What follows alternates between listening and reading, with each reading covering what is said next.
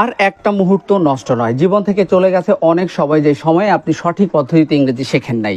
যদি আসলেই সঠিক পদ্ধতিতে ইংরেজি শিখতে চান তাহলে কমেন্টে জানান, আমি আপনাকে হাতে ধরে ধরে সঠিক পদ্ধতিতে এখন থেকে শেখাবো। কারা রাজি জানাবেন। বন্ধুরা দেখেন, রাইট ফর্ম অফ ভার্ব জানার আগে আমাকে বুঝতে হবে ভার্বের 5টা form. Base form go, present form goes, past from went, past participle form gone, present participle form going.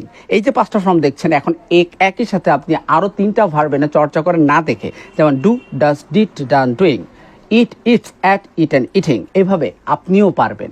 এই যে কনসেপ্টটা দেখেন, একটা অংশে ক্লিয়ার হয়ে গেল। এখন আপনি নিয়মগুলোতে যান। নিয়ম শেখানোর ক্ষেত্রে প্রথমত মনে রাখবেন, কয়েকটা অংশকে একটা করে যদি আপনি স্টাডি করেন তাহলে মনে থাকে সহজে। যেমন বেস ফর্মকে কোথায় কোথায় ব্যবহার করতে পারি, আমি প্রথমে 3টাকে জোড়া লাগাচ্ছি। টু এর পরে, মোডাল ভার্বের পরে এবং ডু ভার্বের পরে আমরা ভার্বের বেস ফর্মকে বসাবো। তাহলে আমরা যদি বলি I went to Dhaka, to এর পরে ভার্ব দেবো, তাহলে to buy, to read, to go. এভাবে আমরা ভার্বটাকে বসালেই তার সাথে এস ইএস বা আইএনজি হবে না।